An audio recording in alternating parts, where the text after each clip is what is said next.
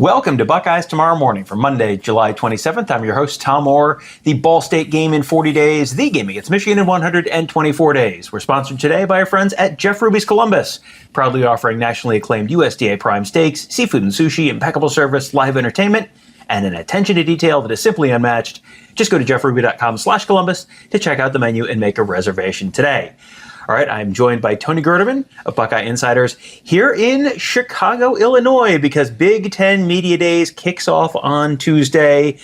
Tony, every year this is an event where we spend the whole summer going, boy, I can't believe it's almost Big Ten Media Days. Boy, that's right around the corner. And now it's here. This is always sort of like the unofficial start of college football season. Yeah, and it goes by really quickly. And these are long days that start. We'll get registered by like 8 in the morning and then doing stuff. And then once the press conferences start and then you get the breakouts, even when Ohio State's not here until Wednesday, but it's just constant movement and a lot of stuff to take in. And then when we're done, it's like the season is here, even though it's still like a week until camp, but there's no break. So just let's run people through just a typical day at Big Ten Media Days. Tuesday, for example. We're going to get there, as you said. Registration opens at 8. That's 8 Central. So in case you're thinking, I'm going to come to the hotel lobby, don't embarrass yourself and be there an hour early. 8 Central time. Yeah. Registration opens. We'll kind of be walking around. We'll try and get you some behind-the-scenes video, that kind of stuff. But then a few hours later, we get a chance to start with Mr. Tony Petitti. Yeah, the one time he talks a year almost, talking for 45 minutes. And you'll be able to watch all of this on the Big Ten Network as well, but it's some big picture stuff that he'll be asked about. Marcus Hartman has been planning a sabotage or an attack of some sort in terms of getting a question answered. But yeah, it's an opportunity to touch base and get some questions in.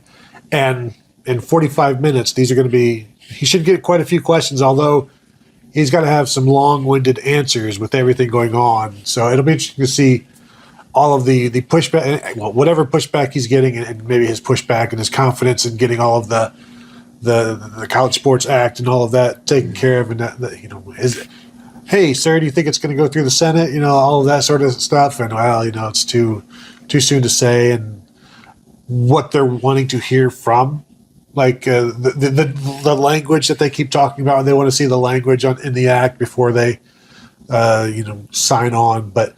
That's the first part of it, and it used to be some of the most dry stuff when it was Jim Delaney. I'm not saying it's not dry now, and certainly Kevin Warren was like, can we wrap this up? But it's a start. It's a start, and Greg Sankey made a lot of news during SEC Media Days, SEC Commissioner. We will see how Tony Petitti pushes the news cycle forward. That's the start of the day. After that, we get a sequence of head coaches. There are going to be 6 on each day. We get them for 15 minutes each at the podium. That's the part you get to see on Big Ten Network. That is almost always the least interesting part of the entire day, because they'll go up there and they'll talk for 7.5 of the 15 minutes, and then they'll get 4 questions, and 3 of them will be either overly specific or overly broad. And, so that's the part that people see at home. Yeah. The interesting part of the day really starts right after that, and I'm not talking about lunch. Oh, I would say media lunch 12 to 2. Now, one of the funny parts of the first session that you're talking about is to see the coaches who don't want to answer questions, and they'll just talk for like 12 or 15 minutes straight. I don't know that anybody's really in that situation on Tuesday in terms of like not wanting to talk. But then, yes, the better part is after that, when everybody has breakouts. And that's when the 3 players for each of the teams each that day are talking, and also the head coaches. And you can, if you've got any type of question, what football or American Girl doll, you can ask them. And you laugh, but there are some really stupid questions every year. I've asked a few of them, and I'm asked some more. But basically, anything you could want to ask, you can do it there, and you may get an answer, you may not. And a lot of times, the most interesting conversations are the ones that you're having away even from the cameras and microphones. Yes. And it's just, hey, let me grab sometimes as a player, a lot of times it's just administrator. Hey, let me go talk to an athletic director and just kind of understand behind the scenes. I don't need you to put your name on this. I need you to help me understand how these things are changing, because everything is changing so quickly now. And you grabbed Rich Clark, the CFP chair. Yes, the head of the College Football Playoff Committee.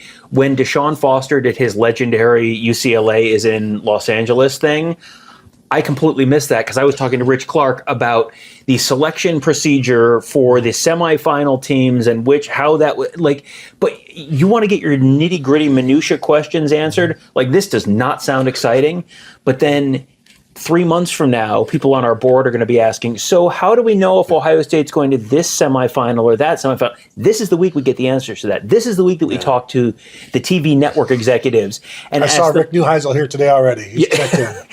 We get to ask these people questions where they're like, no one could possibly care about the answer. It's like, no, trust me. We do. And there are members on our board who care about this. This is the week we get a lot of those answers. And so on Tuesday, they divide the conference into 3 separate days, 6 teams each. Michigan and Ohio State always on different days. Ohio State is on Wednesday this week. Michigan's on Thursday this week. Tuesday is Penn State, USC, Rutgers, Wisconsin, Iowa, and Illinois. So that's a pretty good run of schools, and it's also a number of schools that Ohio State is playing this year. So who's someone that you're maybe most interested in talking to this on Tuesday? I think Matt Campbell is going to be interesting because this is our first time up talking with him since we went to old MAC media days. But just to get a feel for him, because that's one of the things that we do here is just getting a feel for the coaches. That's where we first met Kurt Signetti 2 years ago, and we're like, this guy is different. This guy knows something that we don't know. And I told you that day, national champs, don't sleep on it. I remember very clearly us having a conversation afterwards and saying, after listening to him talk, I think they might be like 12th in the Big Ten this year, like way better than I thought. I think this guy believes it. Like, he's out there. And Matt Campbell is not going to be like that because he's always been like, as long as we do our best, then that's all you can hope for. I'm like, well, I mean, you can hope for 10 wins, 12 wins. That was true at Iowa State. You have a new zip code right now. And then Bret Bielema is always great. And he, even in his, I'd say calmer, he's calm. Believe it or not, he is calmer now. But he still throws, he's confident enough to throw shade at other coaches, and that's good. And surprisingly, Kirk Ferentz is always good at this. Yeah, Kirk Ferentz has been doing this long enough that he does not have to care anymore. And he's got a lot of perspective. Yeah, for sure. And I'm interested also to hear from Lincoln Riley, just because, Ohio State heading out to USC this year, that's going to be a really interesting game. And boy, this is a big season for Lincoln Riley. He's got a pretty talented roster. I think of all the coaches on the docket for Tuesday, you would look at Luke Fickell from Wisconsin and go, that's the guy who's got the most on the line this year. But this could be a big year for Lincoln Riley as well. Yeah, definitely, because there are more expectations now. And it's like you haven't been able to do it yet, and now it's like you've got enough. I think people have been patient, so it's like, okay, show us something. And I think I'm expecting them to be pretty good. I think they're going to contend for the playoffs, which they absolutely should. But with Luke, the entire story there for me is just something he can't answer. Hey, is Colton Joseph, your quarterback, going to stay healthy this year? Yeah. Because he's never been able to have that. So I feel like he shouldn't be judged as harshly for everything going on because he's never had a quarterback that can stay healthy that he has planned to have to be his quarterback. So imagine anybody losing their starting quarterback 3 straight years, and also sometimes the backup quarterback. How do you think you're going to do? But also, there's certainly not as much excitement as there used to be there for him. No, definitely not. So there you go. A little preview of what we have coming on Tuesday. We barely got to Chicago, and we already have a really long and very active Big Ten Media Days thread on the Insiders board at BuckeyeInsiders.com. We're going to we invite you to join us there. We have that's a fun place to talk to us, to get questions answered. We have started, I saw there was a thread there tonight. I was very excited. Our scheme guys, Yeah. you know Michael Pettit, you know Ross Fulton, you see them on these shows every once in a while. They have some fun new tools. Dan Casey, who is a great follow on Twitter, just released a new app where you can really diagram plays, and it is really made that an easier process. There's going to be a lot more scheme content on our board at BuckeyeInsiders.com. So if you enjoy those shows, this would be a good time to join, because our scheme guys are going to be very, very busy the next few weeks. We are going to be very busy the next few days as well, as we kick off Big Ten Media Days on Tuesday. We'll have plenty of coverage for you on YouTube. We'll have plenty of coverage. We're planning to upload some videos sort of exclusive to our members. So some of the stuff that, don't worry, you'll be able to watch the Ryan Day press conference on our YouTube channel. But you want to see some of the other coaches, we're going to put a bunch of that stuff up there for our members. We'll have some behind the scenes stuff for you as well. Lots of stuff for you there, all at BuckeyeInsiders.com and at YouTube.com/@BuckeyeInsiders. And thanks again to our friends at Jeff Ruby's Columbus, the award-winning upscale steakhouse in downtown Columbus, named one of the top 50 steakhouses in America by Food Network. Just go to jeffruby.com/Columbus to check out the menu and make a reservation today. That will do it for today. Thank you guys all for joining us. Have a great day. We'll talk to you tomorrow.